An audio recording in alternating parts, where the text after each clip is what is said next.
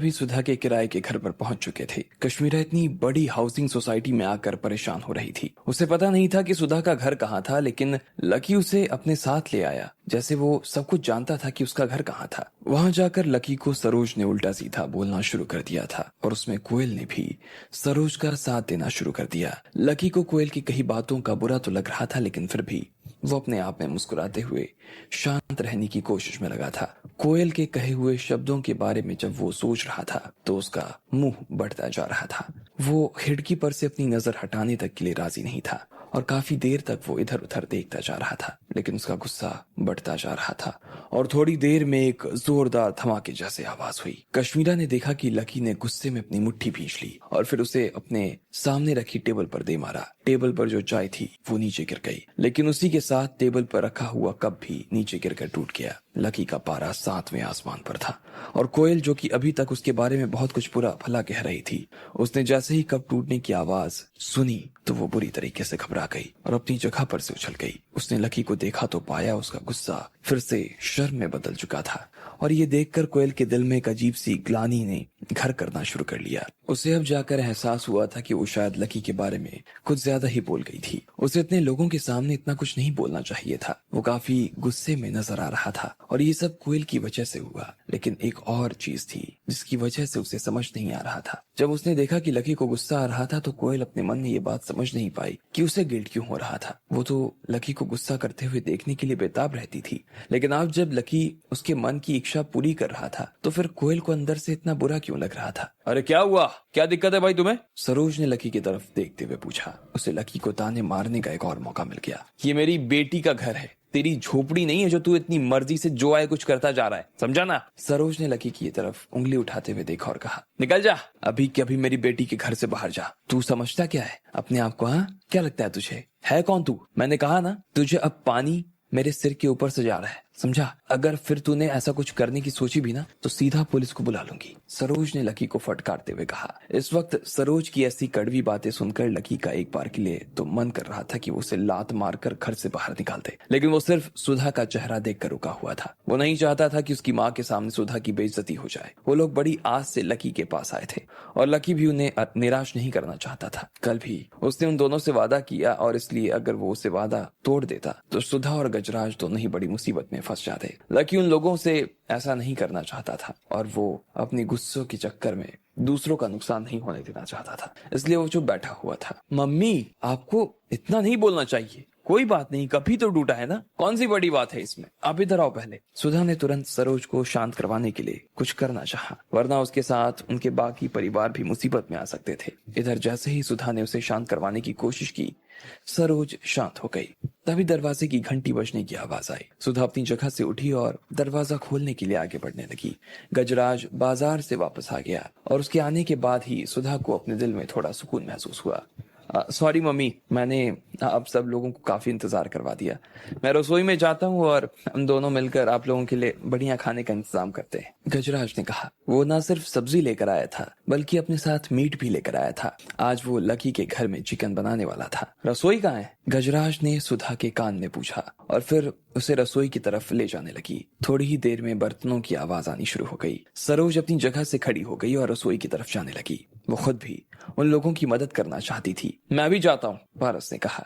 उसे मालूम था कि वो इस वक्त कश्मीरा के करीब तो जा नहीं सकता था, इसलिए उसने सोचा कि इससे अच्छा है कि सरोज के सामने ही अपनी इमेज को चमका ले, इसलिए वो खुद भी उनके पीछे चल पड़ा। अब इधर कोयल का मन थोड़ा सा शांत हो गया और वो घर देखने के लिए दूसरे माले पर चली गई। वहां पर एक बालकनी थी जहां उसे काफी अच्छी हवा आती थी। इधर रसोई में खाना पकने की आवाज और खुशबू दोनों ही आनी शुरू हो गई। इस आवाज से लकी के घर में रह रही बूढ़ी औरत अछूती नहीं रह गई। जैसे ही उसकी आवाज कानों में पड़ी तो अचानक से वो चौकन्नी हो गई। फिर उसने अपनी आंख खोली और अपनी जगह से खड़ी हो गई। आज पहली बार उसने अपने हाथों से अपने कमरे का दरवाजा खोला और धीरे धीरे बाहर आने लगी। कोयल दूसरे माले पर खड़ी थी और वो घर को देख रही थी, लेकिन उसे पता नहीं चला कि लकी की सास यानी कि वो बुढ़िया लड़की, जो असल में बुढ़िया दिखती नहीं थी, उसके आसपास के ही कमरों में घूम रही थी। फिर वो सीढ़ी से धीरे धीरे नीचे की तरफ आने लगी। वो काफी हल्के हल्के कदमों से सीढ़ी से उतर रही थी और उसके चलने की आवाज भी किसी को नहीं आ रही थी। जैसे ही वो सीढ़ी से नीचे उतरी तो उसने देखा कि वहां पर काफी लोग मौजूद थे और लिविंग रूम भी भरा हुआ नजर आ रहा था अरे बाप रे। ठीक इसी वक्त लकी की नजर अपनी सास के ऊपर चली गई। वो पहले ही लिविंग रूम में आकर खड़ी हो गई थी और लकी उसे देखकर डर लग रहा था कि कहीं किसी की जान न ले ले वो। लकी ने ये नहीं देखा कि पहले ही उस बूढ़ी के हाथ में 2 ब्लेड के टुकड़े मौजूद थे। क्या हुआ? ठीक इसी वक्त पारस और गजराज भी रसोई से बाहर आ गए थे। ये तो जैसे ही सरोज ने उस बूढ़ी को देखा तो वो बुरी तरह से चौंक गई। दरवाजे की घंटी तो बजी नहीं थी, इसका मतलब साफ था कि औरत भी उसके घर के अंदर थी। सरोज ने गुस्से में गजराज की तरफ देखा और पूछा, गजराज कौन है ये और ये तुम्हारे घर के अंदर क्या कर रही है? वो ये मालूम नहीं कौन है। गजराज भी उतना ही कंफ्यूज नजर आ रहा था जितना सरोज और बाकी लोग। उन्हें खुद भी इस बात का अंदाजा नहीं था कि इस बंगले में आखिरकार ये औरत कर क्या रही थी। तुम अभी के अभी मुझसे झूठ बोल रहे हो ना? सच बताओ कौन है? कहीं ये तुम्हारी? सरोज ने कहा और फिर शक की नजरों से गजराज को देखने लगी। उस लड़की की सच्चाई किसी को मालूम नहीं थी। वो भी काफी सुंदर और जवान नजर आ रही थी। सरोज को भी ये समझने में देर नहीं लगी कि गजराज ने उस लड़की को अपने घर में छुपा कर रखा हुआ था और वो उसके साथ रंगरलियां मना रहा था। अरे नहीं मम्मी, कैसी बात कर रही हैं आप ऐसा उल्टा सीधा मत सोचिए। मैं सच में मैं नहीं लाया मैंने इसे, मैं तो खुद भी। गजराज ने ना में अपना सिर हिलाया। उसे समझ नहीं आ रहा था कि आखिर वो कौन थी, कहां से आई थी। हाँ मम्मी, आप गलत मत समझिए। इस लड़की का और गजराज का आपस में कोई लेना देना नहीं है। सुधा भी गजराज के पक्ष में आकर खड़ी हो गई। वो बंगला भी वैसे भी लकी का था। ऐसे में अगर वो कोई लड़की वहाँ छुपकर रह रही थी तो हो सकता था कि वो लकी के साथ रह रही हो, वो गजराज के साथ नहीं रह सकती थी। मुझे तो लगता है कि तुम सब के सब पागल हो चुके हो, सरोज ने जोर से चिल्लाते हुए कहा। कितना चिल्ला रही है? उस औरत ने तेज तर्राट आंखें जाकर उस बूढ़ी के ऊपर टिका दी और फिर वो अपनी पास रखे हुए गमले की तरफ देखने लगी। वो एक बार के लिए उसकी आंखें थोड़ी सी छोटी हुई और उसने गमले में लगे फूल को झटके से तोड़ लिया और वो बड़ा सा गमला सरोज और बाकी चारों लोगों से जाकर टकरा गया। सरोज और बाकी लोग उस गमले की वजह से नीचे गिर गए और जोर जोर से चिल्लाने लगे। उसे समझ नहीं आ रहा था कि आखिर ये गमला आया कहाँ से। वो ये समझ नहीं पा रहे थे कि वो गमला उस बूढ़ी ने हवा में उड़ाया था और उनके ऊपर फेंका था। ये गमला तो बहुत अजीब है। सरोज ने खुद एक गहरी सांस ली और फिर उस लड़की की तरफ देखते हुए बोला, ए लोमड़ी की बच्ची, चुपचाप यहाँ से बाहर निकल, जा अभी के अभी। अरे बुढ़िया, तुझे क्या जिंदा रहकर अभी सुकून नहीं मिल रहा? मौत चाहिए क्या तुझे? मरना चाहती है क्या तू? जैसे उस लड़की ने उसके मुंह से ये बात सुनी तो उसे गुस्सा आ गया। फिर उसने अपनी हथेली हिलाई और उसकी हथेली में एक ब्लेड का टुकड़ा नजर आने लगा। वो अगले ही पल सरोज की जान लेने के लिए उसके आगे आने लगी थी। जैसे ही लकी ने ये देखा वो घबरा गया। उसने उस बूढ़ी को अपने हाथों में पकड़ लिया और उसे रोकने की कोशिश करने लगा। अरे नहीं दादी, उसे छोड़ो, ये लोग समझ नहीं रहे, इनके दिमाग में नहीं है, प्लीज इन्हें जाने दो, छोड़ दो इन्हें। लकी ने धीरे से उनके कान में गिड़गिड़ाते हुए कहा, छोड़ दो इन्हें, हाँ छोड़ दो इन्हें। उस बूढ़ी ने लकी की तरफ देखते हुए कहा। लकी को यह बात अच्छी तरह से मालूम थी कि अगर वो उस बूढ़ी को छोड़ देता तो शायद इनमें से कोई भी जिंदा नहीं बचने वाला था, इसलिए उसने उस बूढ़ी को पकड़ा हुआ था। अब जैसे ही लड़की ने, जो कि लकी की सास थी, उसने सरोज को देखा तो सरोज के माथे का पसीना सूख गया।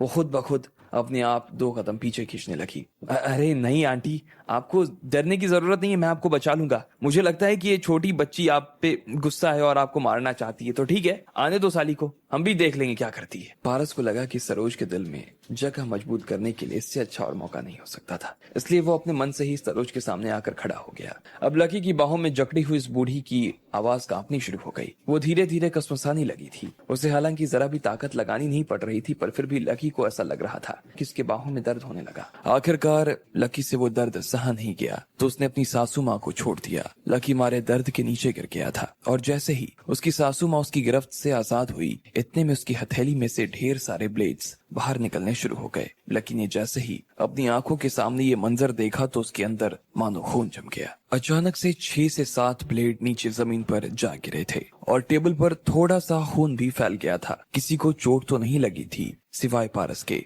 जो कि सरोज के सामने खड़ा हुआ था। उसके कपड़े धीरे धीरे उसमें बड़े छेद नजर आने लगे थे और देखते ही देखते उसके तन पर पहने हुए कपड़े नीचे जमीन पर गिर गए थे और फिर वो नंगा हो गया था। उसके कपड़ों के चिथड़े उड़ गए और उसे देखकर ऐसा लग रहा था जैसे वो उन्हें किसी कैंची से काट कर लेकर आया था। कपड़े खुल जाने के बाद में सब लोगों ने देखा कि उसके शरीर पर ढेर सारे घाव उभर आए थे। पारस ने जब अपने ही शरीर को छूने के लिए अपने हाथों को ऊपर उठाया तो ऐसा दर्द हुआ जैसे उसके शरीर पर ढेर सारे केंचुए चल रहे थे और उसे बहुत ज्यादा दर्द हो रहा था। उसे ऐसा लग रहा था जैसे वो किसी सुनामी की लहर से बचकर बाहर निकल कर आया था। अगर वो ब्लेड उसकी गर्दन पर लग जाती तो शायद आज उसका जीवन का आखिरी दिन होता। बाकी सब लोग वहाँ जो खड़े थे वो खुद भी इस मंजर को देखकर बुरी तरह से चौंक गए थे और डर से कांप रहे थे। ठीक इसी वक्त सरोज के पास में लकी की वो सांस आकर खड़ी हो गई और पारस भी अब उसके सामने से पलक झपकते ही हट गया था। फिर उस बूढ़ी लड़की ने सरोज के गाल पर 2 जोरदार थप्पड़ जड़ दिए। उसके चांटों की वजह से उसके गाल पर खून आने शुरू हो गए थे। फिर वो बूढ़ी औरत वापस लकी के पास आई और बोली, ये लोग मुझे बहुत ज्यादा परेशान कर रहे हैं। मैं यहाँ से थोड़ी देर के लिए बाहर जा रही हूँ, लगभग 2 घंटे बाद वापस आऊंगी।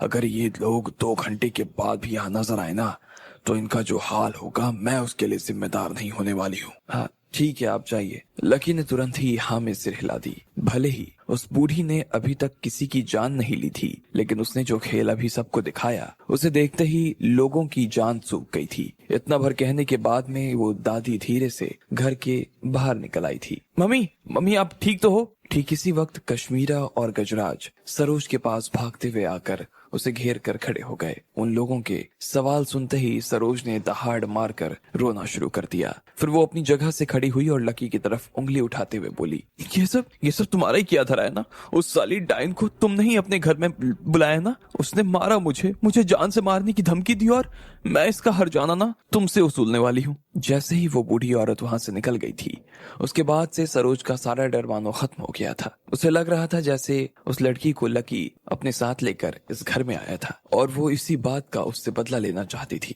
गजराज अभी के अभी लकी के पास जाओ और इसके गाल पर 2 जोरदार चमाटा लगाओ, सरोज ने कहा। लेकिन गजराज हिलने का नाम नहीं ले रहा था। वो बस चुपचाप खड़ा होकर कभी लकी को तो कभी सरोज को देखे जा रहा था। जब गजराज अपनी जगह से हिलता हुआ नजर नहीं आया तो सरोज ने पारस की तरफ देखा और बोली, पारस जाओ और अभी कभी लकी के गाल पर 2 थप्पड़ लगाओ। मैं इसके बाद अपनी बेटी का शादी तुमसे करवा दूंगी, वादा करती हूँ। सरोज ने पारस के बचे हुए चिथड़े पकड़ते हुए कहा। उसे कुछ सूझ नहीं रहा था और वो किसी भी हाल में बस लकी से बदला लेने के बारे में सोच रही थी। नहीं आंटी, अगली बार मैं अगली बार ना जब आऊंगा तो पक्का इस आदमी को 2 नहीं 4 थप्पड़ लगा दूंगा। लेकिन मुझे लगता है कि अभी मेरी तबीयत थोड़ी खराब है और मुझे डॉक्टर की जरूरत महसूस हो रही है, इसलिए मैं आपके साथ खाना भी नहीं खा पाऊंगा। सॉरी, बाय बाय, मैं निकलता हूँ, पारस ने कहा और अपने बचे हुए चिथड़े समेट कर वहां से निकल गया। अरे रुको तो, भाड़ में जाओ, मेरी बेटी को भूल जाना, भाड़ में जाओ, सरोज ने खुद पारस को खूब खरी खोटी सुनाते हुए कहा। गजराज ये तो तुम्हारा घर है ना, अभी के अभी इस आदमी को घर से बाहर कर दो। अगर तुम नहीं कर सकते तो कम से कम मेरे लिए पुलिस को फोन करो ताकि वो इस आदमी और उस लड़की को गिरफ्तार करे, जल्दी करो। सरोज के गाल पर 2 थप्पड़ के निशान अभी तक ताजे नजर आ रहे थे और इसलिए उसका दिल बदला लेने के लिए बस कुलबुलाया जा रहा था। उसे खुद समझ नहीं आ रहा था कि वो किससे क्या कह रही थी। वो बस इस वक्त लकी से किसी भी रूप में अपना हर्जाना वसूल लेना चाहती थी। अरे वो मैं, गजराज खुद शर्मिंदा महसूस कर रहा था और वो संकोच में पड़ गया। वो घर उसका नहीं था, लकी का था और इस वजह से वो लकी को बाहर नहीं निकाल सकता था। अब ये बात गजराज को ठीक तरीके से समझ आ रही थी, लेकिन ये चीज वो सरोज को कैसे समझाए ये उसके पल्ले नहीं पड़ रहा था। इसलिए उसने बातों को घुमाते हुए कहा, अरे मम्मी आप गुस्सा थूक दो यार और ठंडे दिमाग से एक बार के लिए तो इधर देखो। बैठो, हम लोग आराम से बात करते हैं और फिर जो होगा करेंगे ना वो।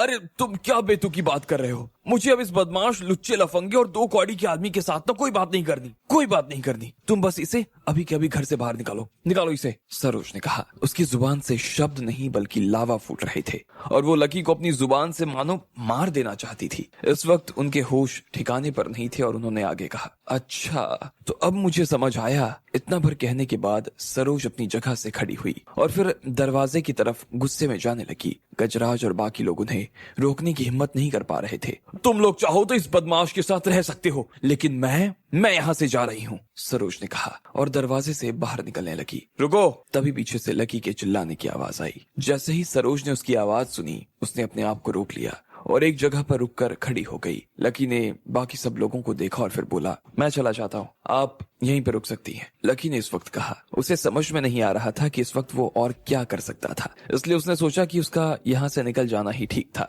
वो गजराज के पास गया और उसके कंधे पर हाथ रखते हुए बोला, मैं यहाँ से निकल जा रहा हूँ, मुझे बस 2 घंटे का काम है, काम निपटा कर मैं वापस आता हूँ। क्या दिमाग खराब है तेरा? ऐसा कौन सा काम है जिसमें 2 घंटे लगेंगे? और तेरी हिम्मत कैसे हुई कि तू मेरे दामाद के कंधे पर इस तरह हाथ रख सके? तुझे क्या लगता है ये तेरा घर है? एक बार जाने के बाद इस घर में दोबारा सोचना भी मत आने की। हम दोबारा तेरी शक्ल नहीं देखना चाहते, भाग यहाँ से। जैसे ही सरोज ने ये सुना कि लकी आगे से आने वाला था तो उसके दिल में गुस्से का उबाल फूट गया। लकी ने उनकी तरफ देखा, फिर एक गहरी सांस ली और दरवाजे की तरफ जाने लगा। इतने में उसे पीछे से एक आवाज आई, ये तुम्हारा घर है ना? फिर तुम यहाँ से क्यों जा रहे हो? ठीक इसी वक्त दूसरे माले से ये आवाज आई। ये आवाज और किसी की नहीं बल्कि कोयल की थी। वो दूसरे माले पर खड़ी थी और लकी को नीचे खड़ा देख रही थी। उसकी आंखों को देखकर ऐसा लग रहा था जैसे उनके अंदर लकी के लिए ढेर सारी फीलिंग्स थी। उसकी आवाज में काफी कंपन थी और उसे सुनते ही बाकी लोगों के दिल भी कांप उठे। कोयल, क्या बकवास किए जा रही हो? चलो जल्दी से नीचे और ये सब तमाशा बंद करो, समझी? सरोज ने कोयल को डांट लगाते हुए कहा। अब उसे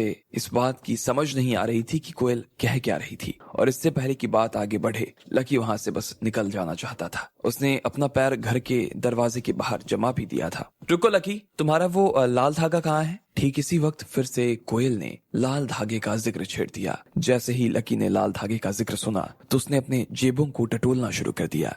वो हमेशा उसे अपने साथ लेकर जेब में ही घूमता था, लेकिन अब जब वो उसकी जेब में नहीं था तो इसका मतलब साफ था कि वो लाल धागा उसने अपने कमरे में अपने तकिए के नीचे रखा था, और हो सकता था कि कोयल को वो लाल धागा मिल गया हो। जैसे ही लकी के दिमाग में ये ख्याल आया तो उसका दिल मानो जम सा गया। फिर उसने कोयल की तरफ देखा। लकी से नजर मिलते ही कोयल ने अपना हाथ ऊपर उठाया और उसकी उंगली से एक लाल धागा लटकने लगा। कोयल वैसे ही कमरे में घूम रही थी और वो गलती से लकी के कमरे में जा पहुंची थी। फिर वो जब जाकर पलंग पर बैठी तो उसे तकिए के नीचे से ये धागा झांकता हुआ दिखाई पड़ा और उसने तुरंत उसे तकिए के नीचे से बाहर निकाल दिया। अब तक तो वो समझ गई थी कि ये धागा लकी का ही था। एक पल में कोयल के दिल में भावनाओं का मानो भूचाल आ गया। अलग अलग तरह की फीलिंग्स ने उसे घेर लिया था। वो पलंग पर बैठी और फिर काफी देर तक कुछ सोचने लगी और उसे नीचे क्या हो रहा था उसकी कोई आवाज तक नहीं आ रही थी। फिर अचानक वो बाहर आई। कोयल ने वो धागा अपने हाथ में लिया और धीरे धीरे नीचे आने लगी। फिर वो लकी के पास पहुंची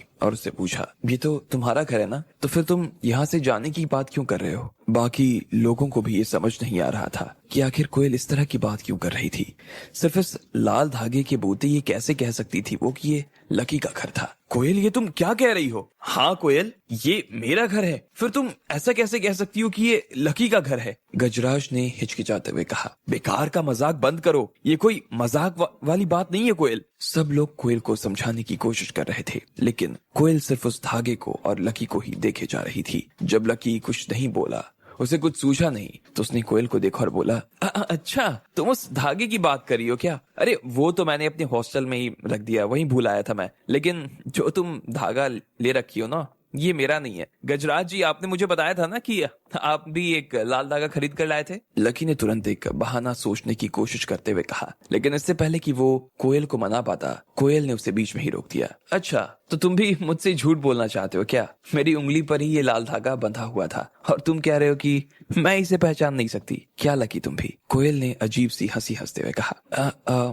मैं ओह शिट, पिछली बार जब मोहित ने मुझे किडनैप किया था तब तुम ही वो आदमी थे ना जिसने मुझे बचाया था? बताओ लकी। कोयल बड़ी हिम्मत करके लकी से ये पूछ रही थी। लकी के पास इस सवाल का कोई जवाब नहीं था। कोयल को ऐसा लगा जैसे उसका दिल जवाब ना सुनने की वजह से बाहर आने को था। उस दिन जब होटल में तुम आकर खड़े हुए और तुमने वसीम जी से कुछ कहा, उसके बाद ही ना उन्होंने मुझे माफ कर दिया था। वो भी तुम्हारी वजह से हुआ था ना लकी। लकी के पास में फिर से कहने के लिए कुछ नहीं था। वो बस कोयल को देखे जा रहा था। कोयल की नाक हल्की सी लाल होनी शुरू हो गई थी और उसकी आंखों में से पानी बहने लगे थे। और मेरे परिवार को तुमने ही चेतन रस्तोगी को फोन किया था ना कि वो मेरे परिवार को बचाए? कोयल का गला अब रूंध गया था।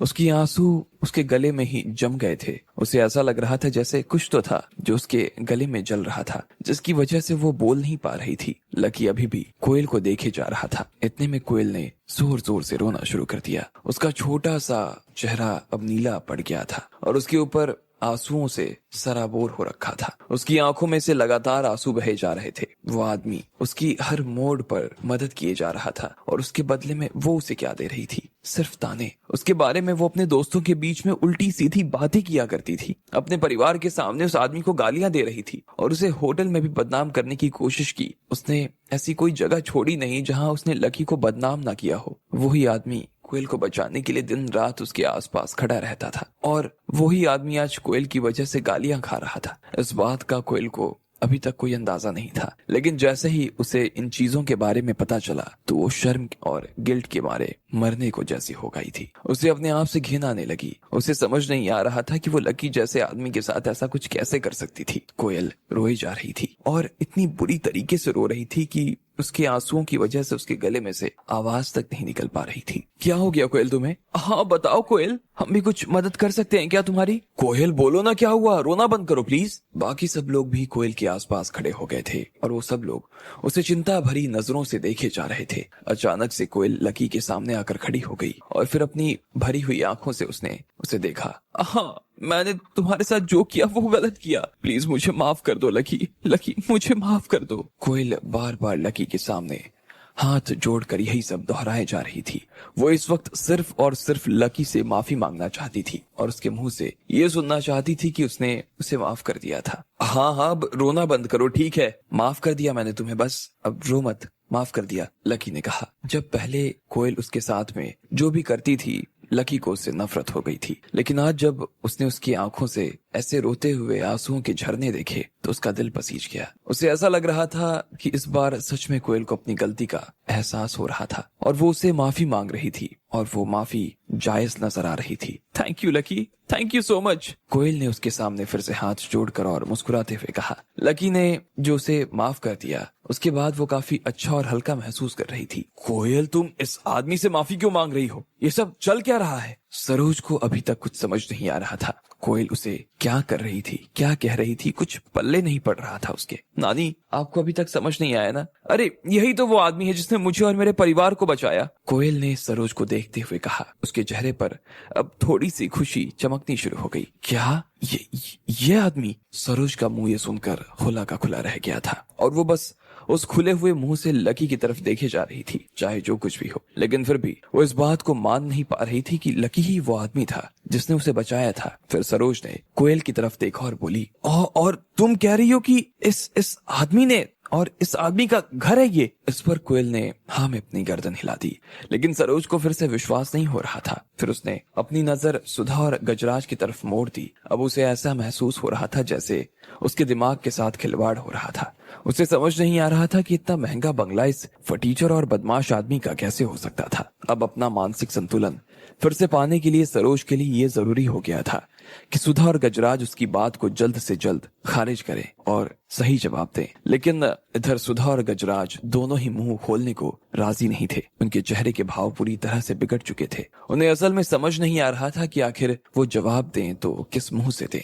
जब सरोज ने अपनी आंखों से उन दोनों का ये हाल देखा तो मानो फिर से उसका दिल बैठ गया था और उसे समझ नहीं आ रहा था कि आखिर उसके साथ ये क्या हो रहा था। सुधा, ये बंगला तुम्हारा ही है ना? सरोज ने फिर से पूछा। उसे ऐसा लग रहा था जैसे अभी भी थोड़ी बहुत उम्मीद तो बाकी थी जिसके भरोसे उसका दिमाग फिर से ठिकाने पर आ सकता था। नहीं। जैसे ही सरोज ने पूछा, गजराज ने अपने मुंह से उत्तर दे दिया। अब चीजों को लंबा करने से कोई फायदा उसे नजर नहीं आ रहा था।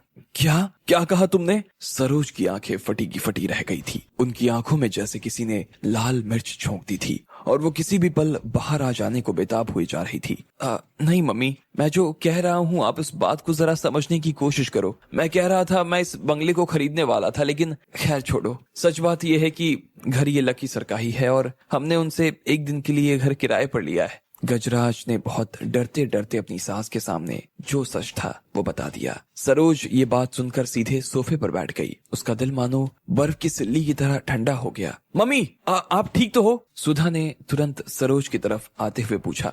लकी सर, मुझे माफ कर दीजिए। आपके घर में ये सब हो रहा है मेरी वजह से। मेरी सासू माँ की तबीयत बिगड़ गई, प्लीज मुझे माफ कर देना सर। गजराज ने लकी की तरफ माफी मांगते हुए कहा। उठाओ मुझे, उठाओ, कोई मेरी मदद करो। इधर सरोज ने अपनी दोनों बेटियों से आंख खोलते हुए कहा। काफी देर से उन्होंने अपनी आंखें बंद कर रखी थी। फिर जैसे ही उन्होंने आंख खोली तो वो सीधा अपनी बेटियों को ढूंढने लगी। सुधा और कश्मीरा दोनों ही सरोज को उठा रहे थे और उसे उठाकर लकी के पास ले जाने लगी। लकी ने सरोज की आंखों में देखा तो उसे ऐसा महसूस हुआ कि वो अभी भी लकी को खत्म कर देने के बारे में सोच रही थी। लकी को समझ नहीं आ रहा था कि सरोज की आंखें उससे आखिर चाह क्या रही थी। इससे पहले कि वो अपनी तरफ से कुछ कह पाता, सरोज सीधा उसके पैरों में आकर गिर गई। लकी बेटा, मुझे माफ कर देना लकी बेटा। मैंने पता नहीं तुम्हें सड़े हुए अपने मुंह से क्या क्या ना कुछ कह दिया। मुझे माफ कर दो बेटा। मैंने तुम्हें मारने तक की बात कही जबकि मुझे मालूम नहीं था कि तुम कौन हो। मैंने बिना जाने खून खराबे की, अरे उल्टा सीधा इतना कुछ कह दिया तुम्हें। मुझे माफ कर दो बेटा, प्लीज मुझे माफ कर दो। सरोज ने लकी के पैरों में बैठकर उसके सामने हाथ जोड़कर गिड़गिड़ाना शुरू कर दिया। कश्मीरा और सुधा दोनों अपनी माँ को इस हाल में देखकर बुरा महसूस कर रहे थे और वो उन्हें जमीन से उठाने की कोशिश कर रहे थे, लेकिन सरोज जमीन से उठने का नाम नहीं ले रही थी। अगर लकी ने मुझे माफ नहीं किया ना तो मैं यहीं बैठूंगी, मैं नहीं यहाँ से उठने वाली। लकी बेटा, मैं जानती हूँ कि मैंने गलती की है, बहुत बड़ी गलती की है मैं अपनी बेशर्मी के लिए तुमसे माफी मांगती हूँ। मुझे अपनी बेशर्मी के लिए माफ कर दो लकी बेटा, मुझे माफ कर दो। लकी देखो ना, माफ कर दो ना इन्हें प्लीज। कश्मीरा और सुधा ने लकी की तरफ घबराते हुए देखकर कहा। लकी अभी भी अपना पूरा मन तो नहीं बना पा रहा था, पर फिर भी उसने जब सरोज की आंखें देखी तो उसे दया आ गई और बोला, चलो ठीक है, आप पहले अपनी जगह पर खड़े हो जाओ। लकी ने एक गहरी सांस लेते हुए कहा। वैसे तो उसका मन ये कर रहा था कि वो थोड़ी और देर तक सरोज को जमीन पर इसी तरह से बैठा कर रखे, लेकिन फिर उसे एहसास हुआ कि वो बूढ़ी थी और उसके साथ कुछ भी हो सकता था, इसलिए उसने अपने आप को रोक लिया। शुक्रिया बेटा, बहुत बहुत शुक्रिया लकी बेटा, सरोज ने कहा। उन्हें अब सच में इस बात से काफी खुशी हो रही थी कि लकी ने उन्हें माफ कर दिया था। फिर उन्होंने दोनों हाथ अपनी बेटी की ओर दिए और अपनी जगह से खड़ी हो गई। अरे बस, मैं इतनी भी बूढ़ी नहीं हूँ कि मुझे तुम्हारे सहारे की जरूरत पड़े। कश्मीरा, मेरा हाथ छोड़ दो और जाकर लकी के साथ बैठ जा, बातें कर। सरोज का चेहरा अचानक से एकदम बदल गया था। वो कश्मीरा को लकी के पास बैठा देना चाहती थी। ये बंगला लकी का बंगला था और इस बात से उन्हें कोई शक नहीं रह गया था कि लकी सच में बहुत अमीर व्यक्ति था। सरोज को उम्मीद नहीं थी कि कश्मीरा अपने लिए इतना बड़ा हाथी फंसा लेगी, इसलिए सरोज अब लकी से रिश्ता नहीं बिगाड़ना चाहती थी। क्या माँ, क्या कह रही हैं आप? अपनी माँ के मुंह से ये बात सुनते ही कश्मीरा का मुंह खुला का खुला रह गया। उसे अब तक विश्वास नहीं हो रहा था कि ये घर लकी का था। उसकी नजर में तो वो एक गरीब स्टूडेंट ही था जो दिल्ली यूनिवर्सिटी में पढ़ाई करता था। कश्मीरा को हालांकि इस बात से कोई दिक्कत नहीं थी, पर फिर भी उसे लग रहा था कि लकी इतना अमीर नहीं हो सकता था। अब अगर वो लकी एक दूसरे से रिलेशन को आगे बढ़ाते और आगे तक ये बढ़ाने की बात करने लगते तो मुश्किल हो सकती थी। अरे जाना, सरोज ने कश्मीरा को आगे धक्का देते हुए कहा। सरोज को लग रहा था कि पहले तो कश्मीरा खुद लकी का पीछा नहीं छोड़ना चाहती थी, लेकिन अब जब उसकी असलियत सामने आ गई तो वो अपने पैर पीछे खींच रही है। अरे जाओ कश्मीरा, हाँ, इसमें शर्माने वाली कौन सी बात है, हम सब तो वैसे भी एक ही परिवार के हैं ना, जाओ।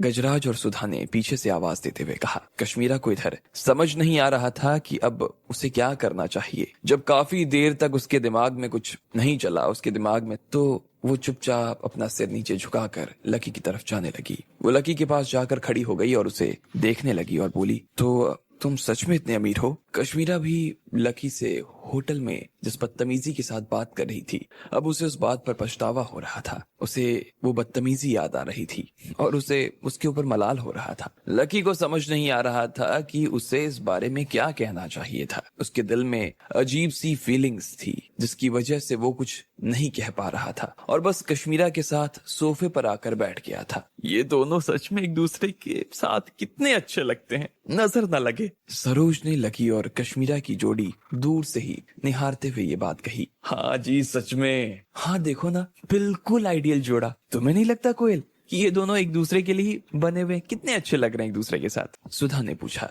लेकिन उसने देखा कि कोयल की आंखें अभी तक लाल हुई पड़ी थी। जब उसने देखा कि लकी उसकी मौसी के साथ बैठा हुआ था तो उसके दिल में अजीब सा दर्द उठना शुरू हो गया। उसने सुधा की बात को सुनकर अनसुना कर दिया और फिर अपना सिर दूसरी दिशा में घुमा दिया। अब इधर सरोज और बाकी लोगों की बात सुनने के बाद कश्मीरा और लकी के दिल की धड़कन और तेज हो गई थी। उन्हें अब ये समझ आने लगा था कि ये लोग जिस भी तरह की बातें उन दोनों के बारे में कर रहे थे, उनसे उनकी स्थिति और हालत दोनों जटिल होने वाले थे। कश्मीरा के लिए तो समस्या और ज्यादा बिगड़ने वाली थी। लकी तो उसे आसानी से छोड़ सकता था, लेकिन वो अपने परिवार वालों को इस बात के पीछे का कारण नहीं दे सकती थी कि उसने लकी को क्यों छोड़ा। यही सब सोचते हुए वो अपना हाथ मलती जा रही थी। उसे इस बात पर मलाल हो रहा था कि आखिर उसने लकी से अपना बॉयफ्रेंड बनने वाली बात छेड़ी ही क्यों। मम्मी, लेकिन शायद आपको मालूम नहीं है, लेकिन लकी सर ना, उनके पास इस बंगले के अलावा एक और बंगला है जो कि यहाँ का सबसे महंगा बंगला है और उस झील के बीचों बीच बसा हुआ है। गजराज ने मौका पाते ही लकी का बखान करना शुरू कर दिया। उसे ऐसा लग रहा था कि वो और लकी एक दूसरे के रिश्तेदार हो सकते थे, इसलिए वो लकी को मक्खन लगाने में कोई कसर नहीं छोड़ना चाहता था। जब हम लोग अंदर आ रहे थे तब आपने वो बड़ा सा बंगला नहीं देखा था जो उस आइलैंड पर बना हुआ था? वो और किसी का नहीं बल्कि लकी सर का ही तो है। जैसे ही गजराज ने अपने मुंह से ये बात निकाली तो इतने में लकी उसे घूर कर देखने लगा, लेकिन गजराज तो अपनी आदत से मजबूर था, इसलिए वो लकी को देखकर बस खिसिया रहा था। सच में वो तो बहुत बड़ा बंगला है, वो भी लकी का है? सरोज ने पूछा। जब वो यहाँ अंदर दाखिल हो रही थी तो उसने उस विला को देखा था। वो देखने में काफी महंगा नजर आ रहा था और इसमें कोई शक नहीं था कि वो जिसका भी था वो बिल्कुल अमीर आदमी ही था। लेकिन सरोज को इस बात का बिल्कुल अंदाजा नहीं था कि वो बंगला लकी का निकलेगा। हाँ मम्मी, और वो भी इनके पास में है, और वो यहाँ का सबसे महंगा बंगला है, सुधा ने एक मुस्कान के साथ कहा। अब कोयल का दिमाग चक्कर खाने लगा था। वो बस लकी को देखे जा रही थी और उसके दिल की धड़कन तेज से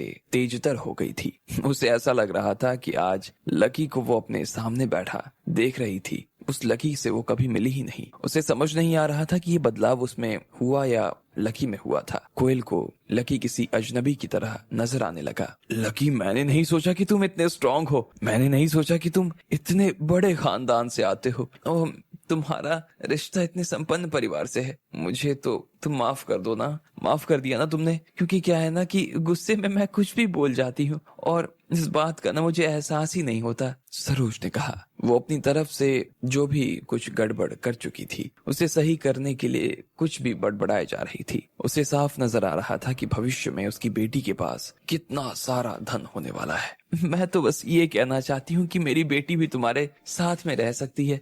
मुझे तो लगता है कि मेरी बेटी की किस्मत ही खुल जाएगी अगर वो तुम्हारे साथ रहने लगी तो। कश्मीरा, तुम्हें लकी का आगे से ध्यान रखना है, इन्हें किसी तरह की दिक्कत नहीं होनी चाहिए। बात समझ में आ गई ना? हाँ हाँ, लकी को बिल्कुल प्यार से रखना और खाने पीने का तो खास कर ध्यान रखना। देखिए कितने दुबले हो गए। मुझे लगता है कि कश्मीरा को इस बात की ना कोई जरूरत नहीं है समझाने की। देखो ना, दोनों एक दूसरे के साथ कितने अच्छे लग रहे हैं, वो तो खुद ही समझती होगी। सुधा और गजराज ने बीच में अपनी राय पेश करनी शुरू कर दी। अब लकी के दिल में उसकी चिंताओं का भार और ज्यादा बढ़ने लगा था। उसे समझ नहीं आ रहा था कि भविष्य में वो इस समस्या से कैसे निपटने वाला था। जब लकी के दिल में ये सब उलझने चल रही थी तभी उसे पीछे से एक मीठी सी आवाज आई। आप लोग गलत समझ रहे हैं, मैं और लकी एक दूसरे के साथ में नहीं है। जब कश्मीरा ने अपनी माँ और बाकी लोगों को इतने जोश और उमंग के साथ लकी और उसके बारे में बात करते हुए सुना तो कश्मीरा के दिल की बेचैनी बढ़ने लगी। उसे ये सबसे ठीक लग रहा था कि उसे उनकी बढ़ती हुई उम्मीदों को बीच में ही रोक देना चाहिए था। लकी उसके लिए नहीं बना था और अगर ये बात स्वीकार करने में वो देर करती तो दिक्कत बढ़ सकती थी। क्या? ये क्या कह रही हो तुम? सरोज का मुंह फिर से खुला का खुला रह गया था। बाकी सब लोगों के लिए भी ये बहुत आश्चर्य भरा था। उन्हें भी कुछ समझ नहीं आ रहा था। जो अभी मारे खुशी के नाचे जा रहे थे, झूम रहे थे, उनके चेहरे पीले पड़ने लगे। सरोज ने आगे मुस्कुराते हुए कहा, कश्मीरा, ये क्या बकवास कर रही हो? आगे से ना ऐसी बकवास करने की ना सोचना मत, समझी? क्या ये भी लड़की? कश्मीरा यार, ऐसा मजाक मत कर यार, हमें हार्ट अटैक दे रही है क्या? लकी कितना बड़ा आदमी है। चलो, हमें तो तुम्हारा मजाक बुरा नहीं लगा, हमने समझ लिया, लेकिन हो सकता है लकी को तुम्हारे मजाक का बुरा लग जाए। थोड़ा ध्यान रखो इस बात का। सब लोगों ने कश्मीरा को समझाना शुरू कर दिया, लेकिन कश्मीरा का दिल जोर जोर से धड़के जा रहा था। उसने एक नजर भर लकी को देखा तो पाया लकी का चेहरा अभी भी काफी शांत नजर आ रहा था। जब उसने लकी को इतना शांत देखा तो फिर कश्मीरा के मन में जो थोड़ी सी घबराहट कम हो गई थी, वो समझ गई थी कि लकी के मन में वही बात थी जो कश्मीरा ने कही थी। यानी कश्मीरा के दिल में जो थोड़ी बहुत उम्मीद बाकी थी, लकी उसे रिश्ते के लिए हाँ कर सकता था, वो भी अब खत्म हो चुकी थी। और इसलिए कश्मीरा ने अपने मुंह से उनसे ये बात कह दी थी। उसके चेहरे पर ना तो इसको कहे जाने की खुशी थी और ना ही दुख। वो बस थोड़ा उदास महसूस कर रही थी। क्या तुम और लकी सच में एक साथ नहीं हो? तुम और लकी एक दूसरे के साथ कैसे नहीं हो सकते हो? घर पर तो तुम अभी लकी के साथ जीने मरने की बातें कर रही थी, फिर यहाँ आकर तुम्हें क्या हो गया? सरोज ने कहा, मम्मी अब मैं कह रही हूँ ना कि मैं और लकी एक दूसरे के साथ नहीं है तो नहीं है। घर आने से पहले मैंने लकी से कहा था कि वो मेरा बॉयफ्रेंड बनने का नाटक करे, क्योंकि मैं नहीं चाहती थी कि आप फिर से किसी लड़के को मेरे सामने लेकर आओ और बोलो कि उससे शादी कर लो। हम दोनों खुद ही कल मिले हैं और मेरा तो इससे कुछ लेना देना भी नहीं है, कुछ नहीं जानती मैं इसके बारे में, इसलिए आप अपने मन में ज्यादा ख्याली पुलाव मत पकाएं। कश्मीरा ने अपनी माँ के ऊपर थोड़ा सा चिढ़ते हुए कहा। उसकी बात सुनते ही ना सिर्फ सरोज बल्कि बाकी लोगों का दिल भी बैठ गया। कश्मीरा का खुद का दिल भी बैठ गया था। पूरी महफिल से सिर्फ कोयल ही ऐसी थी जो कि एक कोने में खड़ी थी और वो लकी को अपनी चमकती हुई आंखों से देखे जा रही थी। अब क्योंकि ये घर लकी का है इसलिए हम लोगों को यहाँ से निकलना चाहिए, ज्यादा देर नहीं रुक सकते, मुझे लगता है कि बुरा लग जाएगा इसे। कश्मीरा ने हकीकत को स्वीकार करते हुए कहा। फिर वो अपनी जगह से खड़ी हुई और बाकी लोगों को भी खड़े होने के लिए इशारा करने लगी। अरे अरे नहीं, आप सब लोग खाना खाकर जाओ ना, रुको। जब सब कुछ पानी की तरह साफ हो गया था तब लकी ने बीच में आते हुए कहा। वो लोग भूखे थे और इसलिए लकी उन्हें भूखा नहीं जाने देना चाहता था। नहीं लकी, उसकी कोई जरूरत नहीं है, हम लोग अपना खाना मैनेज कर लेंगे, सरोज ने कहा। उनके दिल में सबसे बड़ी चोट लगी थी और इसलिए वो ज्यादा देर तक यहाँ नहीं रुकना चाहती थी और नहीं रुक सकती थी। उन्होंने लकी की तरफ देखकर हाँ में अपना सिर हिलाया, जाने के लिए विदा ली और बाकी सब लोगों के साथ दरवाजे के पास आकर खड़ी हो गई। उन्होंने देखा कि लकी को इस बात की कोई परवाह नहीं थी कि वो कितना अमीर था, वो बस उन्हें रोकना चाह रहा था,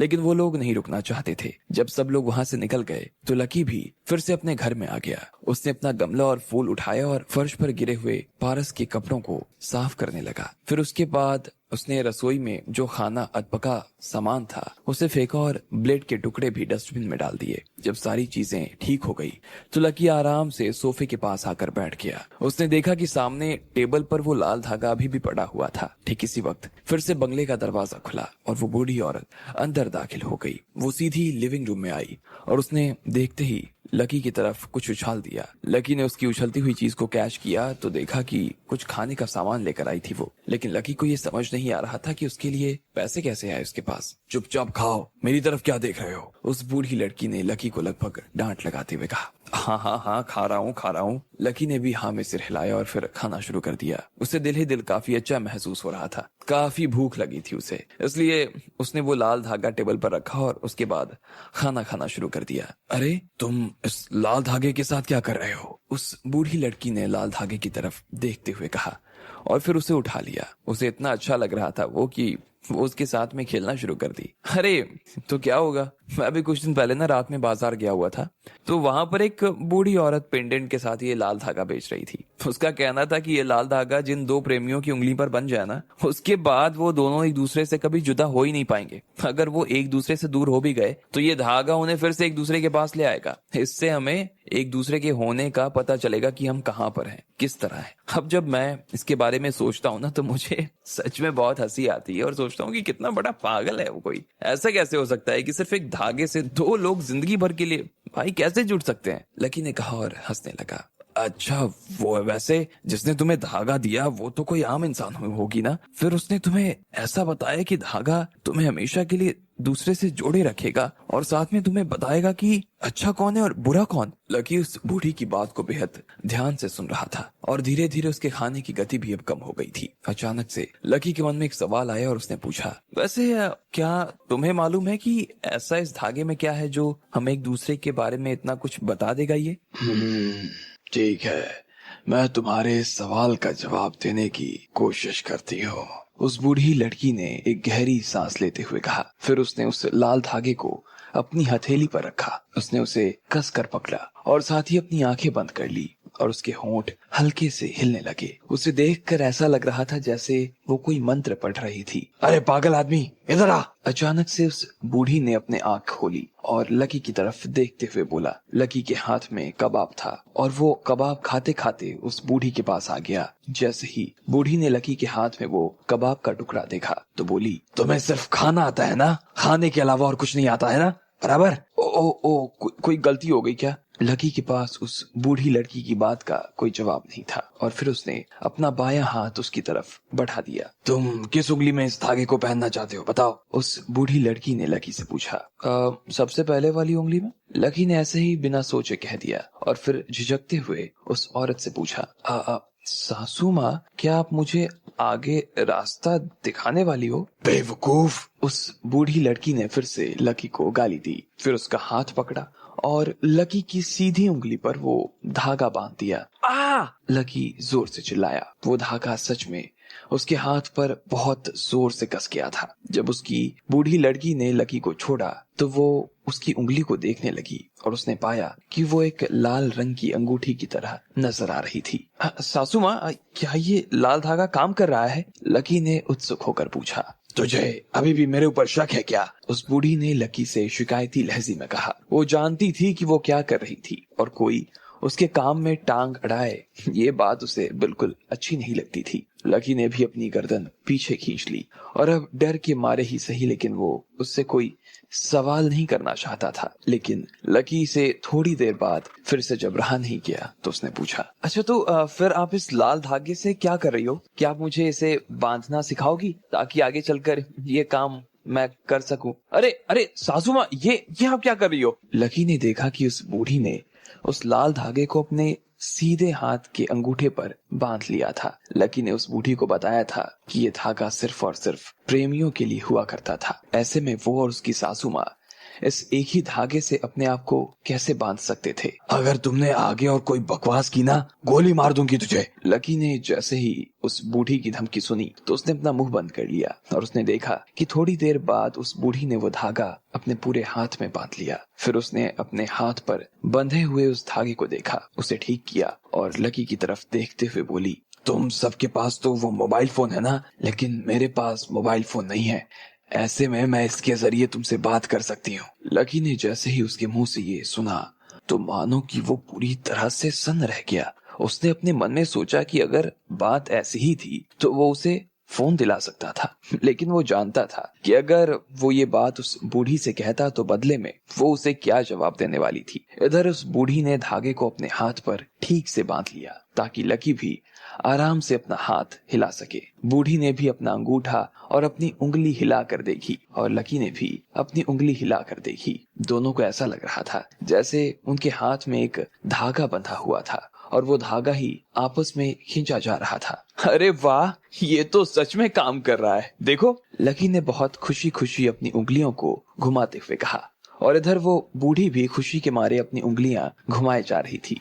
लकी को लग रहा था जैसे ये कोई जादू हो रहा था। अगर तुमने एक बार अपनी उंगली हिलाई ना, गर्दन काट दूंगी तुम्हारी। जैसे ही उस बूढ़ी ने ये बात कही, ठीक इसी वक्त लकी का हाथ रुक गया। अब वो अपनी उंगली नहीं हिला सकता था, ना ही हिला रहा था। फिर उस बूढ़ी ने लकी की तरफ देखा और बोली, आज के बाद सिर्फ मैं ही तुम्हें बुलाऊंगी, ना तुम मुझे बुला सकते हो और ना ही तुम्हें मुझे बुलाने की जरूरत है। मेरी बात समझ में आई? हाँ हाँ, आ गई समझ में। हालांकि लकी को ये सौदा कुछ ठीक नहीं लग रहा था, लेकिन फिर भी उसने उसकी बात मान ली।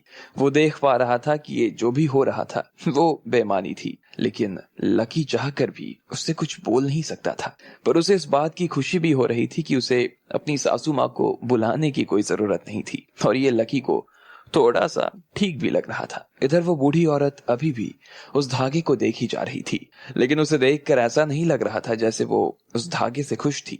उसने अपने बटुए में से कुछ निकाला और फिर उसे अपने अंगूठे में पहन लिया। जब उसने अपना हाथ फिर से नीचे रखा तो लकी ने देखा कि उसने अंगूठे पर एक अंगूठी पहनी हुई थी। उस अंगूठी का रंग बिल्कुल हरा था और वो बिल्कुल साफ चमकदार नजर आ रही थी। उसमें से एक अजीब तरह की रोशनी भी बाहर निकल कर आ रही थी, जिसकी वजह से लकी का ध्यान फौरन उसके ऊपर चला गया। जब लकी ने सोचा कि वो उसे थोड़ा और ध्यान से देखे तो उस बूढ़ी ने अपना हाथ खींच लिया। मेरा पेट भर गया। हाँ, मेरा भी पेट भर गया है। अगर तुम्हारा पेट भर गया तो चलो मेरे साथ आओ, लकी की सासू माँ ने उससे कहा और फिर वो उसे अपने साथ लेकर रसोई में आ गई। लकी भी उसके पीछे पीछे आ गया। उस बूढ़ी की आंखें अभी भी उस चिकन पर टिकी हुई थी। भले ही लकी ने उसे फेंकने के लिए रख दिया था, मगर फिर भी वो उसे देखे ही जा रही थी। लकी समझ गया कि वो इसमें भी खून चूसने के बारे में सोच रही थी, इसलिए उसने कुछ कहा और वो वहां से बाहर निकलने लगा। रुक जा! इतने में बूढ़ी जोर से चिल्लाई। अरे अरे क्या हुआ सासू माँ? लकी ने पूछा। उसके इस तरह के व्यवहार की वजह से लकी अब काफी कंफ्यूज हो गया था। आज के बाद कुछ और भी है जो मैं तुमसे चाहती हूँ कि तू मेरे लिए कर। आज के बाद मैं चाहती हूँ जैसा मैं कहूँ वैसा तुम करो। देखो, अगर तुम चाहते हो कि लोग तुम्हारी जान न लें तो तुम इस बात का ध्यान रखना कि तुम किसी को ये नहीं बताओगे कि तुम एक अमीर आदमी हो। लोगों का भविष्य बता पाना बहुत मुश्किल काम है। कब क्या हो जाए कुछ नहीं कहा जा सकता। इसलिए मैं चाहती हूँ कि आज के बाद तुम अपनी रक्षा खुद करो। मेरी बात समझ में आ गई? उसने पूछा और फिर लकी को घूर कर देखने लगी। इतने में लकी भी उसकी तरफ देखे जा रहा था। हाँ, मैं समझ गया। लकी को नहीं पता था कि वो उसे क्या कहना था। बूढ़ी खुद क्या कह रही थी उसे खुद समझ नहीं आ रहा था, लेकिन इस वक्त उसके पास हाँ करने के अलावा और कोई चारा नहीं था, इसलिए उसे मजबूरन हाँ करना पड़ा। चलो ठीक है, अब क्योंकि तुम पिछले कुछ दिनों से मुझे जानते हो और तुमने मेरी जान भी बचाई, इसलिए मैं चाहती हूँ कि मैं तुम्हारे ऊपर एक एहसान करूं। आज मैं तुम्हें लड़ाई के कुछ हुनर सिखाने का सोच रही थी। अगर कुछ एक दाव पेच सीख लोगे तो तुम्हारे लिए अच्छा होगा। फिर आगे कभी ये मत कहना कि मैंने तुम्हारा ध्यान नहीं रखा। सासू माँ, आप मुझे जूडो सिखाने के बारे में सोच रही हो? लकी के अंदर भले ही किसी के साथ लड़ाई करने का कोई भाव नहीं था, पर फिर भी उसे अपने आप को बचाने के लिए कुछ एक दाव पेच तो सीखने ही चाहिए थे। उसने अपनी सासू माँ की ताकत को पहले भी देखा हुआ था और वो जानता था कि वो क्या कर सकती थी और क्या नहीं कर सकती थी। इसलिए अगर उसने उनसे एक दो दाव भी सीख लिए तो बड़े बड़े से गुंडे से वो लड़ सकता था। ध्यान से देखना, उस बूढ़ी ने लकी की तरफ देखते हुए कहा और फिर लकी की नजर हटाकर जमीन पर पड़े उस चिकन की तरफ देखने लगी। लकी उसे बहुत ध्यान से देखे जा रहा था। इतने में उस बूढ़ी ने अपना हाथ हवा में उठा लिया और फिर एक जोरदार आवाज के साथ, ऐसा लगा जैसे वहां कोई बिजली कड़की हो। वो मुर्गी जो जमीन पर पड़ी थी उसके मुंह से एक जोरदार चीख निकली और वो जमीन पर गिर गई। उसे इतना दर्द हो रहा था कि वो ना तो हिल पा रही थी और ना ही डुल पा रही थी। उसके पंजे जैसे आपस में बंध गए थे और वो अपनी खुली हुई चोंच के साथ जमीन पर लेटी हुई थी। उसकी जुबान को देखकर ऐसा लग रहा था कि वो अभी उसके मुंह से बाहर निकल आने वाली थी। चलो अब तुम्हारी बारी। उस बूढ़ी ने लकी को एक ब्लेड का टुकड़ा थमाते हुए कहा। सासू माँ, क्या हमें पहले इसे मार नहीं देना चाहिए? लकी ने पूछा। उसे ये सब देखा नहीं जा रहा था और ये सब देखना उसके लिए बर्दाश्त के बाहर हो चुका था, इसलिए उसने अपना रसोई का चाकू उठाया और उसकी गर्दन को काट दिया। वो बूढ़ी चाहे उससे जो भी करवाना चाह रही थी, लेकिन लकी उसे इस हाल में तो नहीं करना चाहता था। तुम्हें जो करना है करो, मार कर करना है तो मार कर करो, बिना मारे करना है तो बिना मार कर करो, लेकिन एक बात ध्यान रखो कि तुम्हें तब तक प्रैक्टिस करनी है जब तक तुम इसे चाकू फेंक कर ना मार दो। उस बूढ़ी ने लकी की तरफ देखते हुए कहा। अच्छा ठीक है, लकी ने घबराते हुए कहा। वो वैसे भी उस बूढ़ी को अच्छी तरह से जानता था, इसलिए वो चाह कर भी उसके सामने कुछ बोल नहीं सकता था। वो बस जल्द से जल्द इस ट्रेनिंग को खत्म करना चाहता था ताकि वो उस मुर्गे को दर्द से आजादी दिलवा सके। इधर उस बूढ़ी ने लकी को ब्लेड कैसे पकड़ी जाती है, उसका प्रेशर कितना होना चाहिए और वार करते हुए किन चीजों का ध्यान रखना चाहिए, ये सारी बातें बता दी थी। लकी भी ध्यान दे रहा था और सीखने की पूरी कोशिश कर रहा था, लेकिन जब उसने वार किया तो वो अपनी सासू माँ के वार का 10% भी ठीक से नहीं कर पाया। दर्जनों ब्लेड लकी द्वारा फेंकी गई और एक जिंदा मुर्गा, जिसे इस बात से कोई फर्क नहीं पड़ रहा था कि वो जिंदा था या मर गया, वो जमीन की ओर गिर पड़ा। अरे मुर्गे भाई, मुझे माफ कर देना, मैं तुम्हारे साथ ऐसा कुछ नहीं करना चाहता था, सच में नहीं करना चाहता था, लेकिन मेरी बूढ़ी सासू माँ ने ना जबरदस्ती मुझसे ये सब करवाया। लेकिन तुम चिंता मत करो, मैं जल्द से जल्द तुम्हारे इस दर्द से तुम्हें आजाद कर दूंगा। लकी ने उस अधमरे मुर्गे को देखते हुए कहा। लकी को अपने आप में बहुत गिल्ट महसूस हो रहा था। अच्छा, तो क्या मैं तुझे बेवकूफ दिखाई देती हूँ? ठीक है, तो इसी बात पर मैं तुम्हें एक और चीज सिखाना चाहूंगी। तुम्हें मेरे ऊपर इतना गुस्सा आएगा कि तुम मारे गुस्से के ही मर जाओगे। उस बूढ़ी ने फिर से लकी को डांटते हुए कहा। उसके डांटने का तरीका भी लकी को समझ नहीं आ रहा था। सासू माँ, फिर से यही करने के लिए तैयार हूँ मैं, मुझे अभी भी थोड़ा बहुत समझ में आने लगा है, लकी ने बड़ी बेशर्मी के साथ कहा। उसकी सास ने जो शब्द उसे सिखाए थे, लकी ने अपनी तरफ से वो शब्द फिर से दोहराए और फिर अपना हाथ हवा में ऊपर उठा लिया। इसके बाद उसने एक ब्लेड उछाली और वो सीधी उस मुर्गी के गर्दन पर जाकर लग गई। अचानक से काले रंग का खून उसकी गर्दन में से बहना शुरू हो गया। लकी को उस बूढ़ी ने उस लाल धागे से अपने साथ बांध लिया था। उसने लकी की उंगली में और अपने हाथ में उस धागे को पिरो लिया था और उसके बाद उसने अपने अंगूठे पर एक हरे रंग की अंगूठी पहन ली थी, जिसकी वजह से अब सिर्फ वो बूढ़ी ही लकी को उस धागे के जरिए बुला सकती थी। फिर उसके बाद वो लकी को अपने साथ लेकर आ गई और उसे कुछ एक दांव पेच सिखाने लगी और कुछ देर बाद लकी वो सारे दांव पेच सीख भी गया था और उसने उस मुर्गी का गर्दन उड़ा दिया। अरे अरे सासू माँ, मैंने उड़ा दिया, मार दिया मैंने। लकी ने अपने मुंह से जोरदार आवाज निकालते हुए कहा। उसकी आवाज सुनकर ऐसा लग रहा था जैसे एक पल के लिए वो खुद ही मुर्गा हो गया था। जैसे ही उस मुर्गे की गर्दन उसके धड़ से अलग हुई, लकी उसके पास आकर खड़ा हो गया। भले ही उसकी गर्दन टूट चुकी थी, पर फिर भी वो अभी भी लंबी लंबी सांसें ले रहा था। लकी ने जब गौर से उसकी आंखों को देखा तो पाया कि वो आंखें ठंडी हो गई थी। शायद वो लकी को धन्यवाद दे रही थी। तभी अचानक से एक और ब्लेड सीधे उस मुर्गे की गर्दन पर जाकर लगी और तुरंत उसकी मौत हो गई। उसकी बची खुची सांसें भी अब खत्म हो गई थी। लकी ने पीछे घूमकर देखा तो पाया कि सासू माँ ने रसोई से बाहर ही ब्लेड चला दिया था। फिर उन्होंने पीछे से कहा, मैं अपने कमरे में वापस जा रही हूँ, जब वापस आ जाओ तो मेरे लिए एक जिंदा मुर्गा लेकर आना। लकी ने उसकी बात सुनी और एक गहरी सांस ली। रसोई साफ करके और फिर उसकी सासू माँ के लिए एक जिंदा मुर्गा लाने के लिए वो निकल पड़ा। अगले 2 दिन तक लकी सिर्फ राधिका के बारे में ही जानकारी जुटाने में लगा हुआ था। वो इधर से उधर देख रहा था कि राधिका के बारे में रुस्तम को या वसीम को कोई खबर लगी थी, लेकिन ना जाने ऐसा क्या हो गया था कि इन्हें राधिका के बारे में कुछ खबर ही नहीं मिल पा रही थी। लकी को भी समझ नहीं आ रहा था कि रुस्तम जैसे आदमी से ये काम नहीं हो पा रहा था, तो इसके पीछे की वजह क्या थी। एक बार के लिए उसका तो मन किया कि वो अपने दादाजी शिवराज से इस बारे में बात करे, लेकिन जब रुस्तम ने लकी से थोड़ी सी मोहलत और मांगी तो लकी ने दे दी।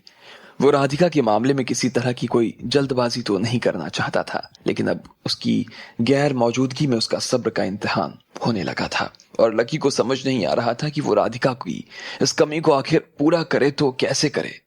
करने के लिए तो उसके पास यूं तो बहुत सारा काम था, लेकिन उसका किसी भी काम में मन नहीं लग रहा था। ना उसका किसी से मिलने का मन कर रहा था, ना ही बाहर जाने का।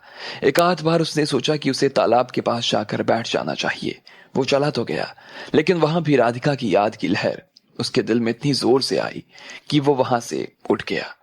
दूसरा डर उसे यह भी लग रहा था कि कहीं फिर से हिमांशी उसके पास आकर ना बैठ जाए। लकी उसकी वजह से अपने सिर पर कोई मुसीबत तो बिल्कुल मोल नहीं लेना चाहता था और वो उससे दूर ही रहना चाहता था। और कोई चारा नहीं है लकी, अगर राधिका का इंतजार करना है तो काम में मन लगाना ही पड़ेगा। अगर काम नहीं करेगा तो शायद उसके आने से पहले ही तू मर जाएगा लकी। लकी ने अपने आप को प्यार से समझाते हुए कहा। वो जानता था कि राधिका वापस तो आने वाली थी, लेकिन कब आने वाली थी बस इस बात का उसे कोई अंदाजा नहीं था। इसलिए लकी वहां से उठा और उसे सबसे पहले काम जो याद आया वो था कि उसे अपने राजेंद्र नगर वाली बिल्डिंग के बारे में जानकारी निकालनी थी। इसके साथ ही वो वहां के मैनेजर रोहित जोशी के बारे में भी जानकारी निकलवा लेना चाहता था। इसलिए उसने अपने ही कुछ लोगों को वहां मकान किराए पर लेने के लिए भेज दिया और साथ ही उन्हें यह भी कहा कि जैसे ही वो वहां बातचीत पूरी करके ये समझने की कोशिश करे कि वहां का स्टाफ कैसा है और उनके साथ में कैसा व्यवहार करता है। लकी खुद भी वहां स्टूडेंट की तरह रह रहा था और वहां के लोगों से बातचीत करता रहता था और उन सब से बातचीत करके तो उसे ये समझ आ गया था कि भले ही वहां पर काम करने वाले लोग ठीक नहीं थे, लेकिन वहां की बिल्डिंग और उस जगह की वैल्यू काफी अच्छी थी। लकी को अभी ये समझ आ रहा था कि उसे इस जगह को ठीक करने की जरूरत थी। उसने सबसे पहले वसीम को फोन लगाया, जो कि अभी तक ही हाल में आ गया था, और उसने उसे एक टाइम देकर उस जगह को ठीक करवाने का जिम्मा दे दिया। इसके बाद वसीम ने उस काम का जिम्मा वहां के सबसे बड़े मैनेजर को दे दिया। उसने कह दिया था कि अगर उसने वक्त रहते इस काम को पूरा नहीं किया तो उसकी नौकरी भी जा सकती थी। वहां के मैनेजर चिमन बजाज को इस बारे में कोई अंदाजा नहीं था कि लकी कौन था और उसकी पहचान आखिर क्या थी। वो उसे नहीं पहचानता था, ना ही उसे पता था कि लकी इस पूरी बिल्डिंग को खरीद रहा था। उसे ये तो पता चला कि ये बिक रही थी, लेकिन इसे खरीद कौन रहा था उसे ये कोई आइडिया नहीं था। इसलिए लकी के कहने पर वसीम ने उससे कहा था कि वो ठीक तरह से रोहित जोशी की भी जांच करे, जो कि घरों को किराए पर देने का काम करता था। चिमन बजाज लकी की ये बात भी मान गया था। अब लकी को किसी बात का डर नहीं रह गया था। अगर चिमन बजाज रोहित का फेवर भी लेता और ठीक से उन्हें जांच करके नहीं देता, तो लकी की टीम भी वसीम, रुस्तम और काशिनाची थे, जो कि किसी वक्त भी चिमन की हालत खराब कर सकते थे। इसलिए जब वसीम ने चिमन को काम दिया तो अगले ही दिन चिमन ने लकी के आसपास रिपोर्ट भिजवानी शुरू कर दी। वसीम जी, मैंने सारी चीजों को ठीक ठीक से जांच पड़ताल कर लिया है और मुझे तो ये बात पता चली कि रोहित जोशी के साथ बड़ी समस्याएं हैं महाराज। वो आदमी भरोसे के लायक तो नहीं है। उसने ढेर सारी लड़कियों के साथ संबंध बना रखा है, और वो भी झांसा देकर। इंस्टा मिलियनेयर स्टोरी को सबसे पहले सुनने के लिए my name is king channel को सब्सक्राइब करो। उन सब में वो भी शामिल है जो यहाँ काम करती हैं, और वो भी जो यहाँ किराए पर रहने के लिए आती हैं। कभी किसी को धमकाकर, कभी किसी को फुसलाकर, तो कभी किसी को शराब पिलाकर ही वो लड़कियों से संबंध बनाता है, बिना उनके कंसेंट के। इसी वजह से ढेर सारी लड़कियों ने इस कंपनी को छोड़ दिया। इसके अलावा यहाँ अभी जिस पोजीशन पर बैठा है ना, उसमें ये महिला किराएदार देखकर किराए पर ही देता है, और अगर महिला अच्छी नहीं है तो बाहर कर देता है। उनकी मदद करने के बहाने ये उनके मकान में घुस जाता है और फिर जबरदस्ती करता है। सर, वसीम ने ये सारी खबर लकी को दे दी थी। लकी भी अपनी आंखों से रोहित जोशी का ये रूप देख रहा था, और इसलिए उसने वसीम से कहकर अपनी पहचान चिमन के सामने उजागर करवा दी। वो उसके भरोसे का आदमी हो गया था, और अब लकी को उस आदमी से कोई डर नहीं रह गया था। लकी को जब ये सारी चीजों के बारे में पता चला तो उसने कहा, ठीक है, देखते हैं इसको हम लोग। लकी को इस बात का भी एहसास हो गया था कि सिर्फ एक ही दिन में अगर चिमन को रोहित के बारे में इतना कुछ जानने को मिल गया तो जाहिर सी बात थी कि उसे इस बारे में पूरा अंदाजा था कि रोहित का किसके साथ और कैसा संबंध होगा। अब लकी चाहता तो चिमन के जरिए रातों रात रोहित के ऊपर कार्रवाई करवा सकता था, लेकिन वो ऐसा करना नहीं चाहता था। इसलिए उसने सोचा कि उसे अभी अपनी आंख बंद कर लेनी चाहिए। अगर वो भविष्य में ऐसा कुछ करता तो लकी उससे अपने तरीके से निपटने वाला था। ठीक है, मैं सब समझ लूंगा, अभी हमें कोई एक्शन लेने की जरूरत नहीं है। आगे अगर कुछ होगा तो देख लूंगा मैं। और हाँ, हमें बिल्डिंग की रेपुटेशन का पूरा ध्यान रखना है। इसकी साख नीचे नहीं आनी चाहिए, समझे? ठीक है सर, आप जैसा बोलेंगे हम वैसा करने को तैयार हैं। उधर से चिमन ने कहा। अब लकी की नजर में रोहित आ तो गया था, और उसे वो जल्द से जल्द निकलवाना भी चाहता था। इसलिए लकी ने कश्मीरा का सहारा लेते हुए रोहित के नाम से चिमन को एक शिकायत भिजवा दी, और उसके सिलसिले में चिमन ने लकी को फोन घुमाया। जैसे ही चिमन का फोन आया तो लकी ने कार्रवाई के लिए हाँ कर दी। ठीक है सर, मेरे पास उसके खिलाफ जो भी सबूत हैं वो मैं पुलिस को दे दूंगा, और इसके अलावा मैं उसे अभी के अभी अरेस्ट करवा देता हूँ। बाकी आप चिंता मत कीजिए सर, मैं इस पूरे मामले में बिल्डिंग का नाम तो खराब नहीं होने दूंगा, चिमन ने कहा। और उसकी इतनी बात सुनने के बाद लकी ने फोन काट दिया। ये काम तो खत्म हो चुका था। अब लकी को समझ नहीं आ रहा था कि वो आगे क्या करे। आज राधिका की याद उसका पीछा छोड़ने का मानो नाम ही नहीं ले रही थी। इसलिए वो फिर से तालाब के पास जाकर बैठ गया और चमकते हुए पानी को देखे जा रहा था। उसकी आंखों में फिर से राधिका के लिए चिंता की लकीरें उभर आई। वो पिछले 2 दिन से इस काम को निपटाने में लगा हुआ था, लेकिन अब उसके पास कुछ नहीं बचा। वो जानता था कि 2 दिन पहले ही उसने रुस्तम और वसीम से राधिका के बारे में जानकारी निकलवाने की कोशिश की थी, लेकिन उसे कोई जानकारी नहीं मिली थी। फिर भी वो इस बारे में जानकारी लेने के लिए चला गया। उसने जैसे ही रुस्तम से इस बारे में सवाल किया तो रुस्तम ने उसे फिर से वही जवाब दिया जो वो हर बार उसे देता था। लकी के लिए ये उसकी एक आदत जैसा बन गया था कि वो हर रात रुस्तम से एक बार राधिका के बारे में तो बात कर ही लेता था। लकी सर, आप यकीन नहीं मानेंगे, लेकिन मैंने अपने लोगों को राधिका मैडम के गांव तक में भेज दिया है, पर फिर भी कोई खबर नहीं मिल पा रही है सर। गांव के लोग जितने भी हैं या गांव से सटे हुए जितने भी शहर हैं, छोटे शहर हैं, मैंने वहां तक अपने लोगों को भिजवाया, लेकिन मुझे कोई खबर नहीं मिली सर उनकी, नहीं मिल पा रही है। पूरे भारत में अपने लोग बिछा रखे हैं, पर बस बात यही है कि खबर आने का नाम नहीं ले रही सर। रुस्तम ने बड़ी ही बेवसी भरी आवाज में लकी से कहा। लकी ने उसकी बात सुनकर सिर्फ एक गहरी सांस ली और कुछ नहीं कहा। फिर उसने अपना दिल संभाला, उस पे हाथ रखा और बोला कि उसे विश्वास है कि उसे राधिका जल्द से जल्द मिल जाएगी।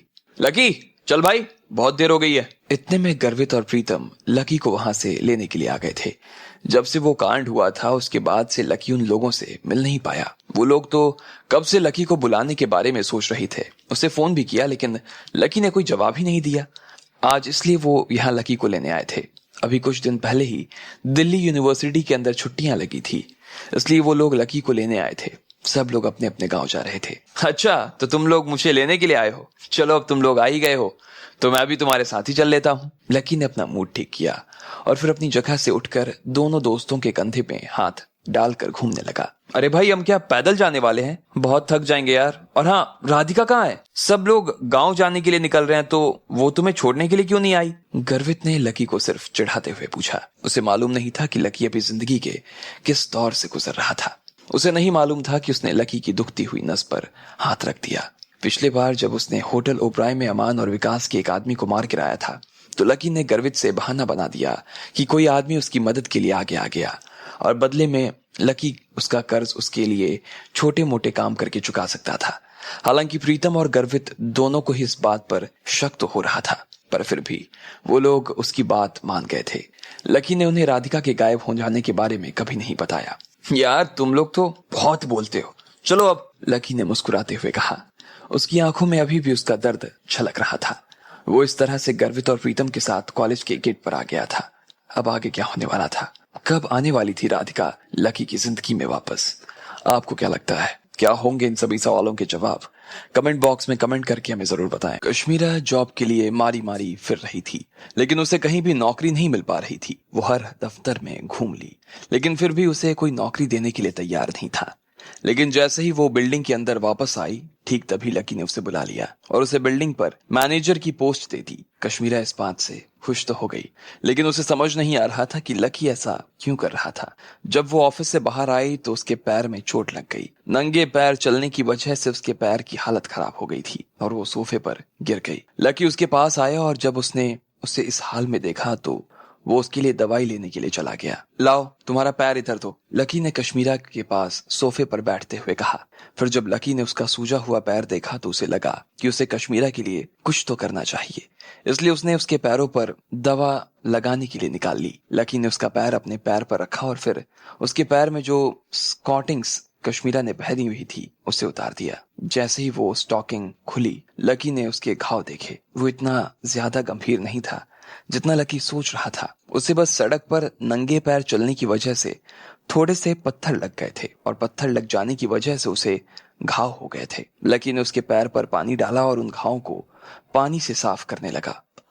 अचानक से कश्मीरा के मुंह से चीख निकल गई। वैसे तो वो चिल्लाना नहीं चाहती थी, लेकिन जैसे ही उसके घाव के ऊपर पानी लगा तो उसके मुंह से चीख निकल आई। थोड़ा सा दर्द तो होगा, लेकिन तुम्हें इसे सहना पड़ेगा, पर चिंता मत करो, दवा लगाते ही सब ठीक हो जाएगा। लकी ने ध्यान से कश्मीरा के पैरों पर लगे घाव को धोते हुए कहा। जब घाव पानी से धुल गए तो लकी ने उसमें एंटीसेप्टिक दवा लगा दी थी। थोड़ा आराम करो, फिर से कश्मीरा ने कहा। उसकी जलन और ज्यादा बढ़ गई।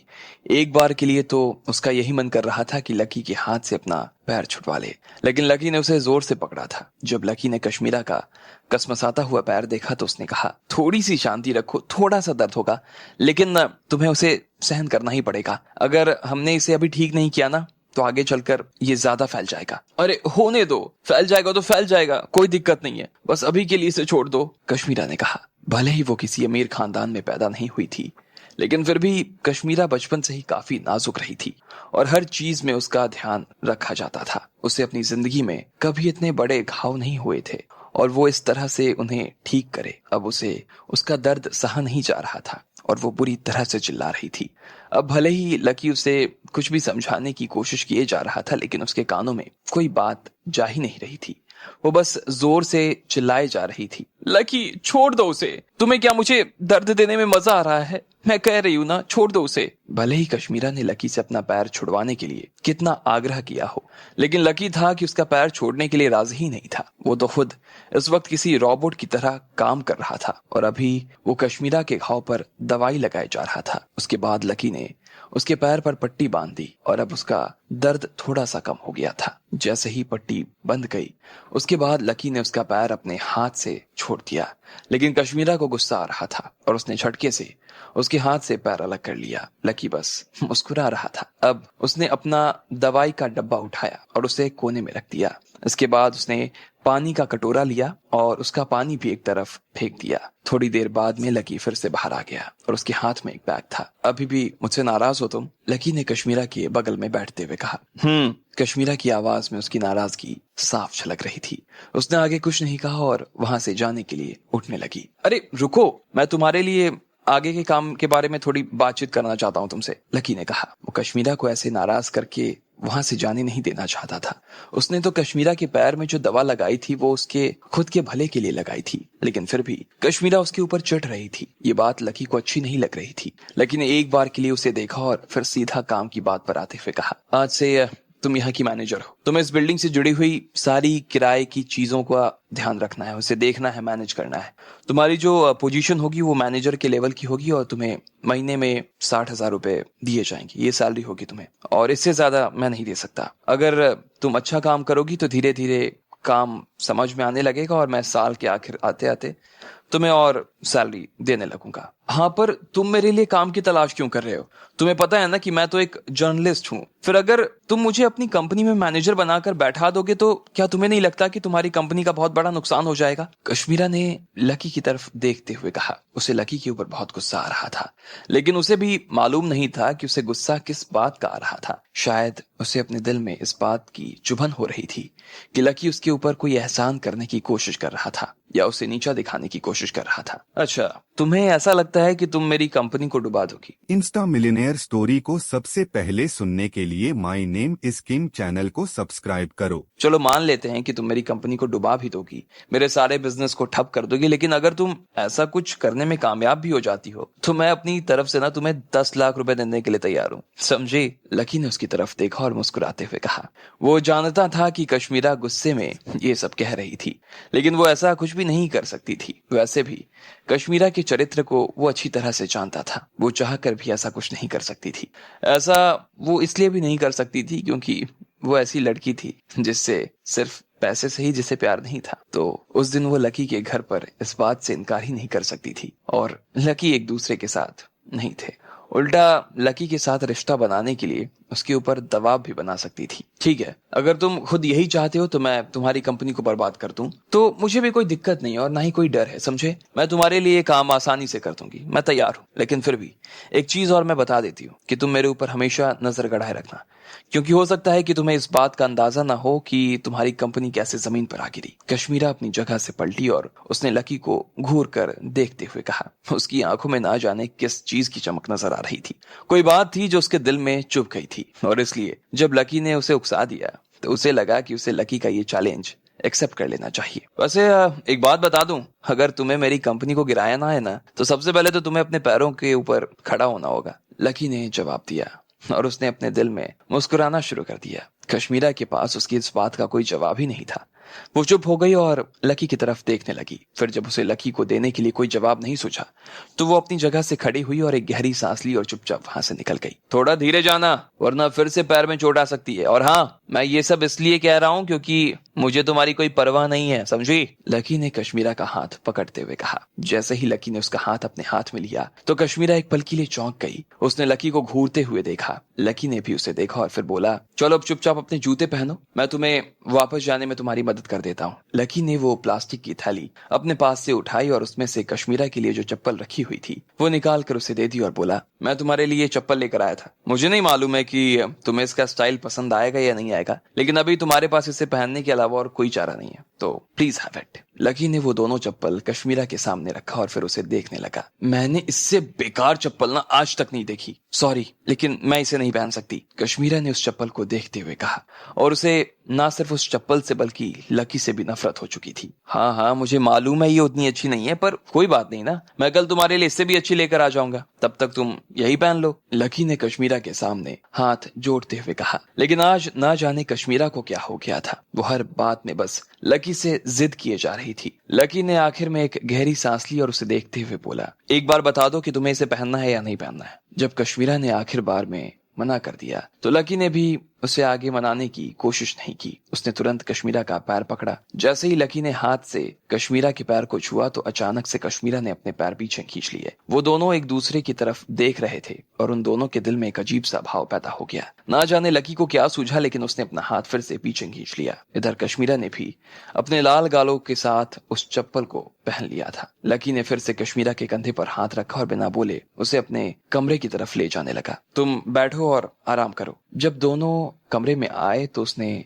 लकी को अपने से दूर जाते हुए देखा। फिर कश्मीरा ने लकी से कहा। लकी ने रसोई में से 2 ग्लास उठाए और उसमें पानी भरकर एक कश्मीरा को दिया और एक खुद अपने हाथ में रख लिया। मुझे इस काम पर रखने के लिए शुक्रिया, मैं सच में दिल लगाकर काम करूंगी। अब जाकर कश्मीरा का पारा थोड़ा सा ठंडा होता नजर आ रहा था। नहीं नहीं, उसकी कोई जरूरत नहीं है। मैं जानता हूँ कि तुम अपने आप में काफी कैपेबल इंसान हो। मेरी कंपनी को तुम जैसे ही लोगों की जरूरत है। अच्छा, वैसे एक बात बताओ, तुम्हारी गर्लफ्रेंड है कोई? कश्मीरा ने पूछा और सीधा ग्लास को अपने होठों से लगा लिया। वो पानी पीते पीते लकी को देख रही थी। इस सवाल को पूछने के बाद उसके अंदर काफी गर्मी हो गई थी और उसने अपने आप को ठंडा करने के लिए सारा पानी गटक लिया। वो अपनी झिझक लकी की आंखों से छिपाना चाहती थी। वो कब से इस सवाल के बारे में सोच रही थी और जब भी वो लकी से मिलती तब वो ये सोचती कि वो लकी से जाकर ये सवाल पूछेगी। आज उसे मौका मिल गया था। इधर लकी उसके इस सवाल में एक पल के लिए झिझक गया। गर्लफ्रेंड, किसी को नहीं पता था कि इस दुनिया में सबसे सुंदर और सबसे बेहतरीन इंसान उसकी गर्लफ्रेंड थी, लेकिन वो उससे दूर चली गई थी और अब उससे मिल नहीं पा रही थी। लकी को नहीं मालूम था कि वो कहाँ थी, किस हाल में थी। उसे तो ये भी नहीं मालूम था कि वो खुद भी एक अच्छा बॉयफ्रेंड था भी या नहीं। क्या वो सच में राधिका का बॉयफ्रेंड होना डिजर्व करता था? इस सवाल ने लकी को एक पल के लिए बुरी तरह से घेर दिया था। अब उसे समझ में नहीं आ रहा था कि वो कश्मीरा के सवाल का क्या जवाब दे। वो क्या जवाब देने वाला था कश्मीरा के सवाल का? आपको क्या लगता है, क्या होंगे इन सभी सवालों के जवाब? कमेंट बॉक्स में कमेंट करके हमें जरूर बताएं।